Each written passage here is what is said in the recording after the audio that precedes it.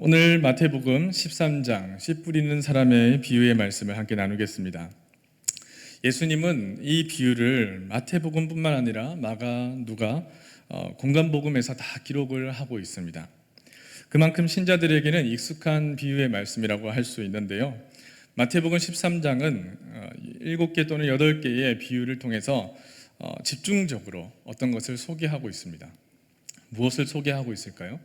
아마도 천국에 대한 이야기, 천국에 대한 비유로 여러 말씀들을 소개하고 있는데요.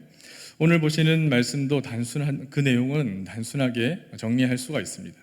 씨를 뿌리는 사람이 씨를 뿌리러 나가서 여러 곳에 씨를 뿌립니다. 어떤 씨는 길가에 떨어지고, 어떤 씨는 돌밭에 떨어지고, 어떤 씨는 가시떨기에 떨어집니다.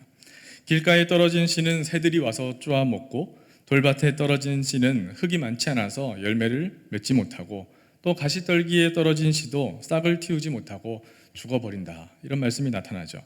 결국 길가와 돌밭과 가시떨기에 떨어진 씨는 전부 다 싹을 틔우지 못하고 다 썩어버리고 말았다라고 합니다.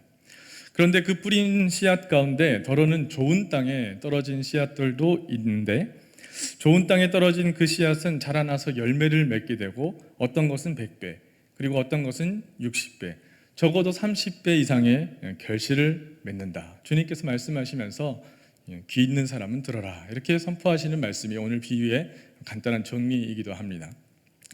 여러분, 먼저 주님께서는 이 이야기를 전하시면서 한 가지를 묻고 있습니다. 너희가 제자냐 또는 청중이냐, 청중에서 제자냐 너희가 무리냐 하는 질문을 하고 있습니다. 우리에게도 마찬가지로 주어지는 질문인 것이죠. 말씀을 듣는 것, 씨를 뿌린다라고 하는 것은 하나님 말씀이 우리에게 들려진다라고 하는 것을 의미하는데요.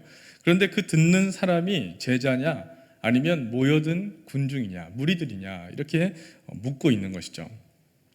한 부류는 예수님께로 그저 모여들은 무리들, 성경에서는 저희들, 그들, 이렇게 표현을 하고 있는데요. 또 한 부류는 제자들입니다. 예수님과 함께 그 길을 걸어가고 함께 예수님의 말씀을 듣고 그 길을 따라가고 있는 그런 제자들인 것이죠. 요즘 사람들이 함께 나누는 이야기들을 들어보면 여러 많은 사람들이 모여 있는 그런 일들을 굉장히 인기가 있다고 생각을 하고 선호하는 것 같습니다. 저는 개인적으로 사람이 많은 것에 굉장히 취약한 그런 마음을 갖고 있는데요. 그래서 소음과 그리고 군집에 대해서 굉장히 스트레스를 많이 받는 성향입니다. 그래서 아이들이 저희 집에 다자녀 아닙니까? 3명이나 모여 있는 아이들이 한꺼번에 말을 하기 시작하면 이 워치에서 비상벨을 울리더라고요. 왜냐? 경고음이 울리는 거예요. 무엇이냐면 질병을 초래할 수 있는 소음의 정도가 지금 생겨나고 있다라고 하면서 이 비상을 울려주는 거예요. 저는 그럴 때마다 힘이 듭니다. 하나님께 기도하죠. 하나님이 이 소음으로부터 나를 구원하소서. 그런데 많은 사람들이 모여드는 것, 어쨌든 사람들이 모여서 관심을 가지고 좋아요를 눌러주고 구독을 눌러주는 것을 우리는 최우선의 기준으로 삼아서 그것이 수입이 되고 또 그것이 인기가 되고 그것이 성공의 기준이 되기도 하는 그런 시대를 살아가고 있지 않습니까? 그러나 성경 속에 나오는 주님도 사람들이 많이 모였다라고 하는 것을 그저 좋은 것으로 평가하고 있으시지는 않은 것 같습니다. 모여든 수많은 무리들을 무시하시는 것은 아니었지만 다만 조용히 그 청중을 구분하고 계시는 것이죠. 너희가 제자들이냐 아니면 그냥 여기에 모여있는 군집해 있는 그들, 저희들과 같은 군중이냐라고 하는 것입니다. 제자들은 다시 말해서 예수님이 부르신 이들, 그리고 부르신다는 것은 그 부르심에 응답하여 살아갈 마음의 자세와 그리고 책임을 표현하고 있는 사람들이라고 하는 것입니다. 그렇게 제자들에게는 책임이 있습니다. 우리도 마찬가지 아니겠습니까? 우리가 신자로 살아간다는 것, 하나님께 믿음을 고백한다라고 하는 것은 하나님이 나를 부르셨다라고 하는 그 전제가 확고히 세워져 있느냐, 우리는 하나님이 불러서 여기 나와서 하나님께 예배하고 있는 사람들이다라고 하는 그 사실을 먼저 고백하고, 하나님께서 부르셨으니 그 말씀을 듣고 그 말씀에 대한 책임을 가지고 살아가겠다 결단한 신자들의 삶 아니겠습니까? 그러나 우리에게는 이런 책임이 없습니다. 그저 예수님께 나와서 구하는 것밖에 그들의 의무는 없는 것입니다. 그 이야기를 듣는 것도 그냥 그렇게 듣고 있는 것이죠. 주님은 이런 무리들을 외면하지는 않으셨지만 그러나 그들과 구분하는 마음을 오늘 표현하고 계시는 대목이 나타난다는 것입니다. 말씀을 받을 준비가 안 되었기 때문에 말씀을 귀로는 듣고 있지만 말씀을 가슴에 새기고 삶에서 싹틔울 준비가 되지 않았기 때문에, 그렇기 때문에 심지어는 오늘 본문 이후에 15장에 가면 자녀의 떡을 취하여서 개들에게 줄 수 있느냐 하는 과격한 말씀을 하시기도 하십니다. 우리는 어떻습니까? 우리는 정말 하나님께서 부르신 그 사실에 응답하여 책임감을 가지고 나온 주님의 제자들이 맞습니까? 준비된 자들입니까? 어느 쪽에 속한 사람들일까요? 우리가 들을 준비와 책임을 가지고 하나님께 나아갈 수 있는 그런 삶이 되어야 하겠습니다. 말씀을 듣는 것에 대해서 성경은 여러 가지로 표현합니다. 사무엘상 15장의 말씀에 보면 우리가 잘 아는 말씀이 이렇게 나타나죠. 순종이 제사보다 낫고 듣는 것이 순양의 기름보다 낫다라고 합니다. 전도서 5장에도 이런 말씀이 있습니다. 너는 하나님의 집에 들어갈 때에 내 발을 삼갈지어다. 가까이 하여 말씀을 듣는 것이 우매한 자들이 제물을 드리는 것보다 나으니 그들은 악을 행하면서도 깨닫지 못함이니라 라고 말씀하십니다. 요한복음 5장에도 이렇게 말씀하시죠. 진실로 진실로 너희에게 이르노니 죽은 자들이 하나님의 아들의 음성을 들을 때가 오나니 곧 이때라. 듣는 자는 살아나리라. 아멘. 이렇게 말씀하십니다. 이른바 전통 종교들은 기독교뿐만 아니라 이러한 태도를 중시하고 있습니다.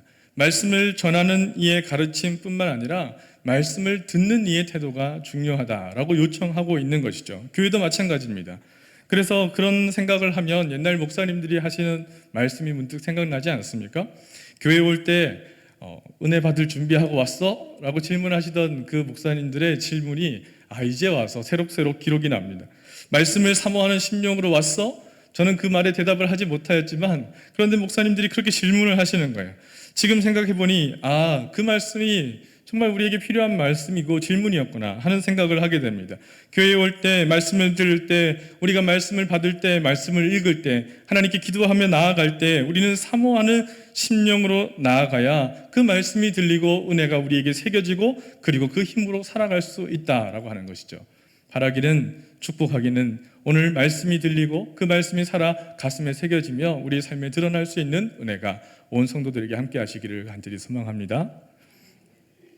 또 하나님께서, 주님께서는 어떤 땅이냐라고 질문을 하십니다. 어떤 땅이냐? 오경의 율법과 규례는 하나님이 택하시고 언약을 맺으신 이스라엘 백성에게 주어진 말씀이었습니다. 다시 말해서 하나님의 말씀 안에 살아가는 것이 이스라엘 백성에게는 정말 중요한 기준이 되었습니다.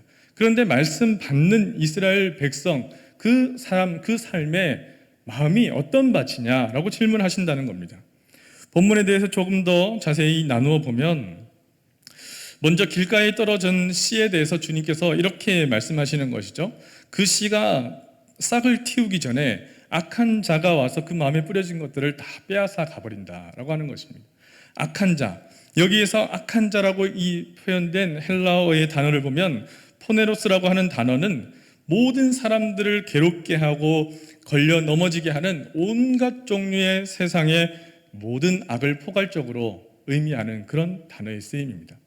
그러니까 길가에 떨어진 씨는 이런 악한 자들로 인해서 싹을 피우려고 하다가 그 악한 무언가 행위와 또 어떤 현상과 어떤 상황들에 인해서 그 씨가 열매를 맺지 못하고 다 소멸돼 버린다라고 하는 것이죠. 여러분, 가끔 주변에 보면 매사에 부정적인 분들이 있을 때가 있습니다. 냉소적인 분들이 있으시죠? 어쩌면 요즘은 그런 것들이 더 이성적이고 합리적인 것처럼 생각하는 태도들도 있는 것 같습니다. 저 또한 그럴 때가 있음을 하나님 앞에 회개하고 반성할 때가 있습니다.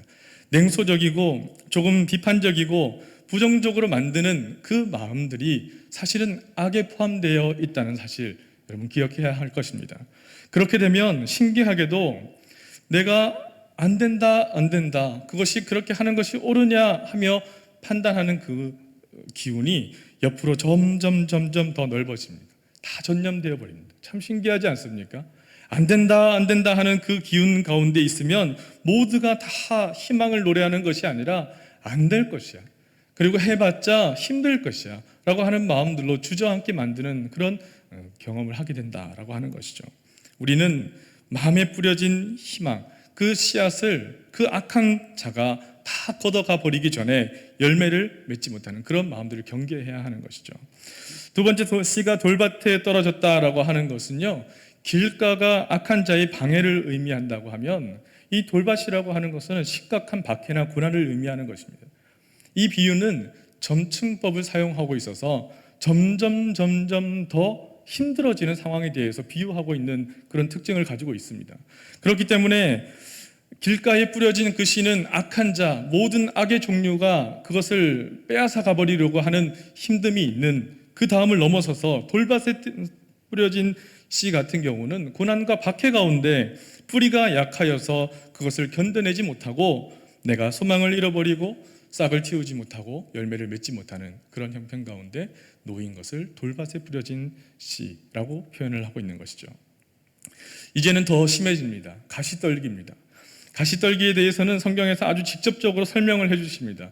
이렇게 표현하죠. 그런 말씀을 듣기는 하지만 세상의 염려와 재물의 유혹이 말씀을 막아서 열매를 맺지 못합니다. 성도 여러분, 공감이 가십니까?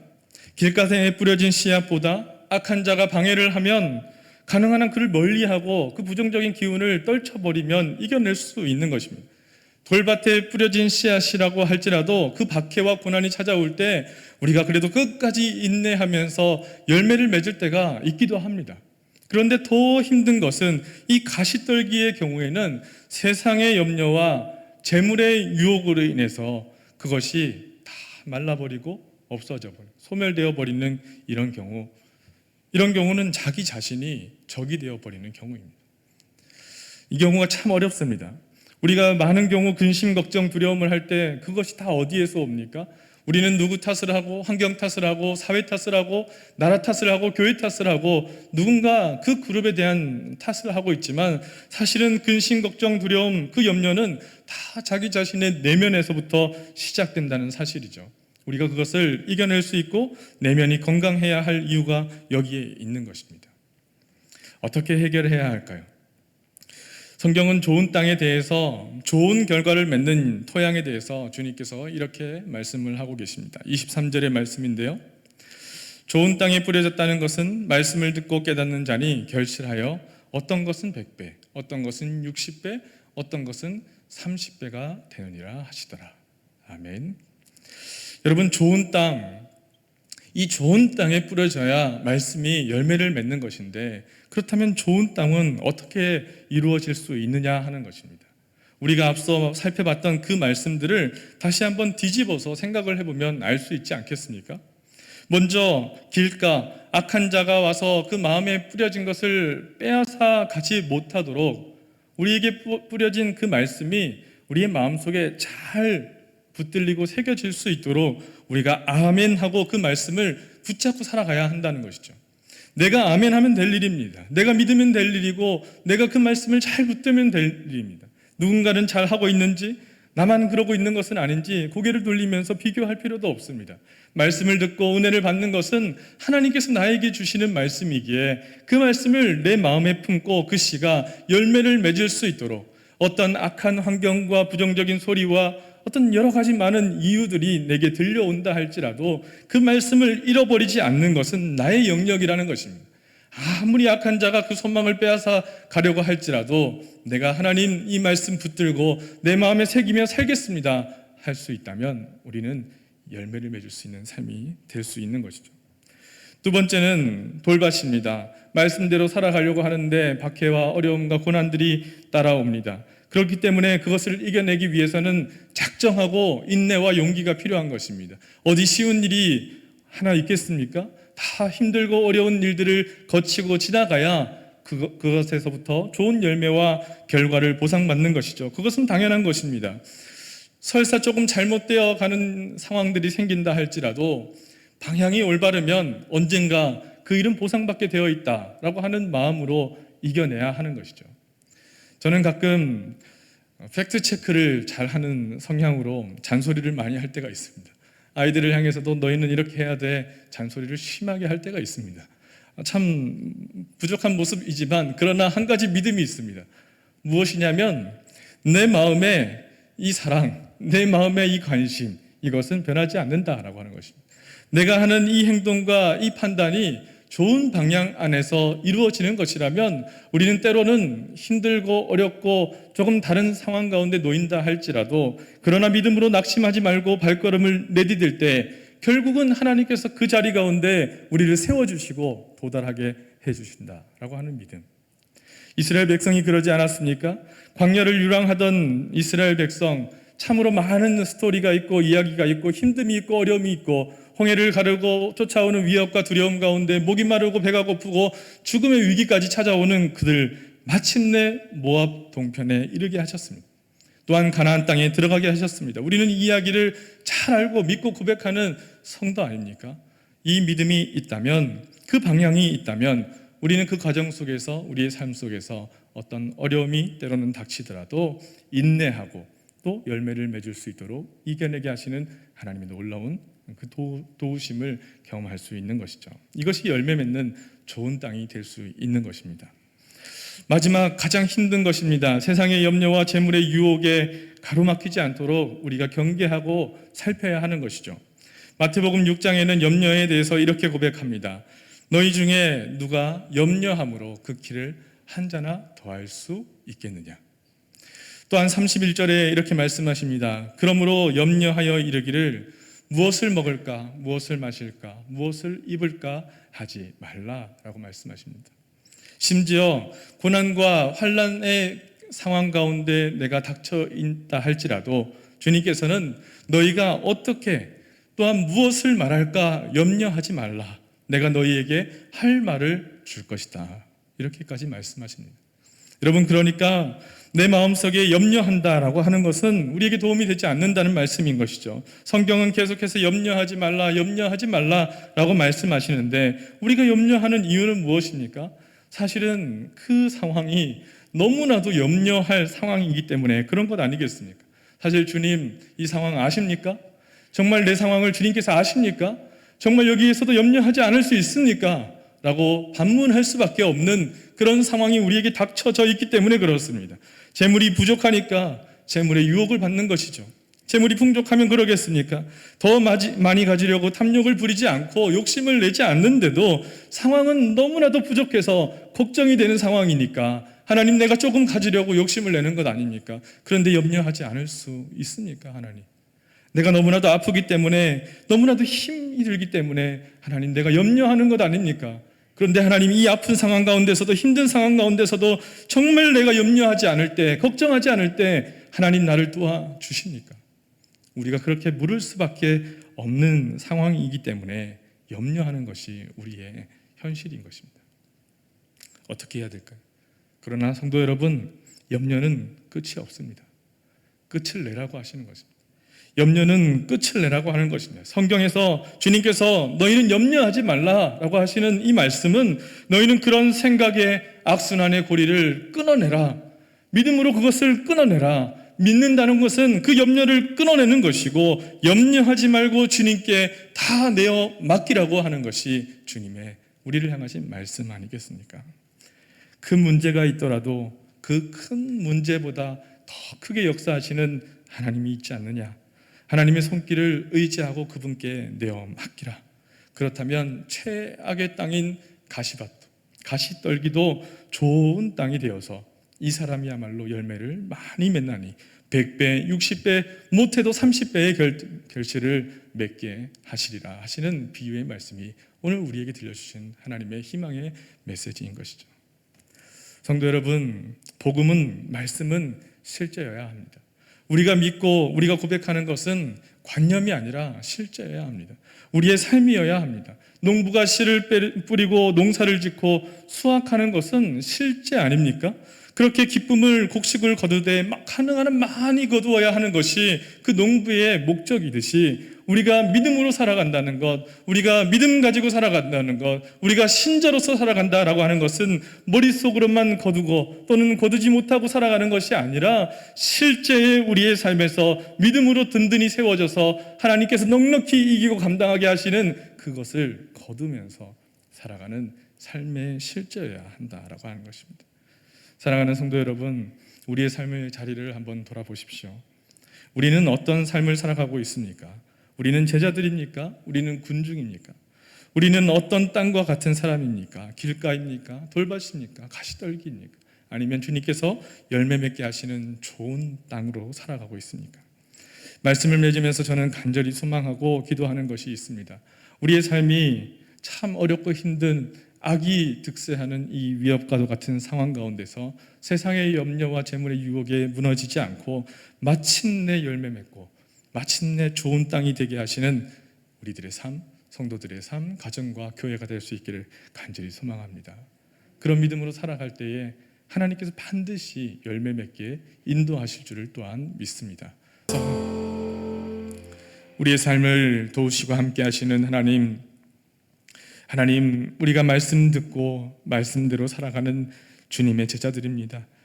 하나님, 주님의 자녀들입니다. 그럼에도 불구하고 세상의 많은 환경과 육신의 고통과 어려움으로 인해 우리의 믿음이 흔들리고 우리의 마음이 흔들리고 우리의 삶이 무너질 때가 있사오니 주님, 우리를 긍휼히 여겨주셔서 하나님, 우리를 치유하여 주시고 우리를 세우시는 하나님의 놀라운 은혜의 역사가 우리의 삶에 나타날 수 있도록 인도하여 주시옵소서. 하나님, 말씀 들으며 믿음 위에 굳게 서서 그 삶을 살아가기에 부족함이 없도록 용기와 지혜와 인내를 더하여 주시고 성령의 놀라운 은혜를 부어주셔서 하나님, 성령 하나님께서 우리 가운데 내주하여 주셔서 주님의 역사하심을 바라보며 기쁨으로 감당하며 승리하며 살아갈 수 있는 거룩한 성도의 삶이 되게 인도하여 주시옵소서.